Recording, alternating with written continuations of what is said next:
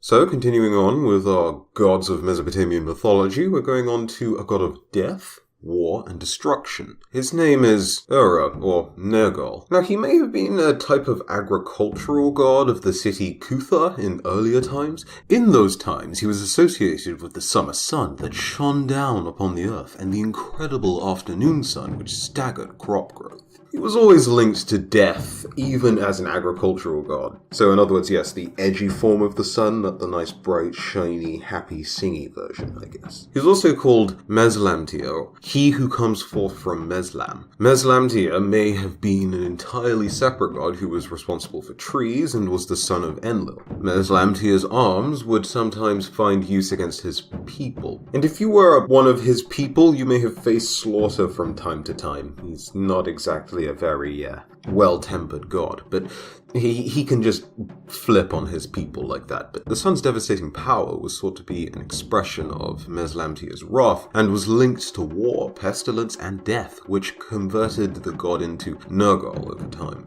Nergal was depicted as a man in motion wearing long robes and crushing a human figure underfoot. He carries a scimitar and a mace with a double lion's head on it. He may have had a large supply of natural and supernatural power, as he was associated with the lion and the bull, which are two creatures in Mesopotamian mythology that were linked with supernatural beings.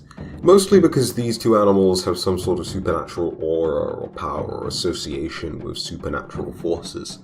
He had many relationships with many ladies, including goddesses, of course, but Ereshkigal, ruler of the underworld and queen of the dead, was one to note, and as Nergal himself was a god of the netherworld, it makes a lot of sense for me to point this out. One of his other wives was a goddess called Mami, and there was more than one goddess called Mami for some reason, just pointing that out to avoid any confusions there. Irra also has some conflicting epithets that have sprouted some debate as to whether he brings destruction primarily through plague, i.e. Lord of Plague and Carnage, or if he does it through sheer brute force, his epithet being the warrior in that case. Now, from the stories I'm about to tell you, I think I'd probably be more leaning towards him being a bringer of brute force and the warrior title suiting him better, but if you guys disagree, let me know in the comments. So in one of these stories, the gods host a great banquet and invite everyone they can to come along. Ereshkigal didn't feel like missing out, but had no choice because she couldn't leave the underworld. She was bound there.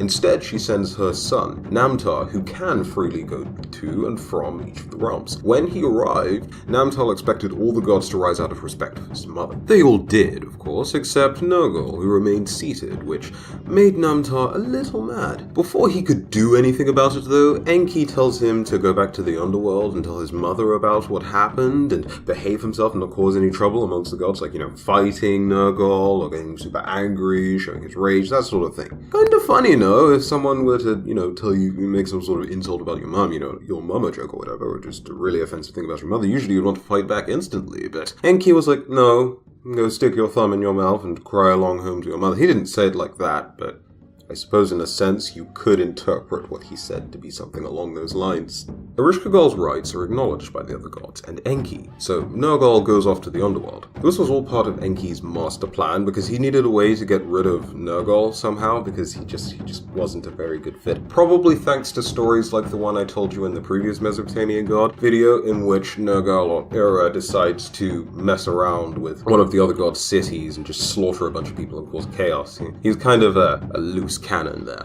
Enki does ensure that Nergal takes 14 demons with him, and when he arrives at the gates to the underworld, Neti, the gatekeeper, announces his arrival. Ereshkigal later orders that the 7 gates be opened but shut after Irra passes through them. Irra wasn't exactly a fool though, and realized that his demon buddies were there for a reason, so whilst passing through the gates, Irra leaves 2 of his demon companions to hold the doors for him. When he reaches the throne room, Irra defeats Namtar and drags Ereshkigal across the floor to her feet. He readies his axe to behead her, but she pleads for her life and vows to be his wife, which would bestow her power and authority as a goddess of the underworld onto Nergal himself, so he would be a god of the underworld, and the two of them would rule together.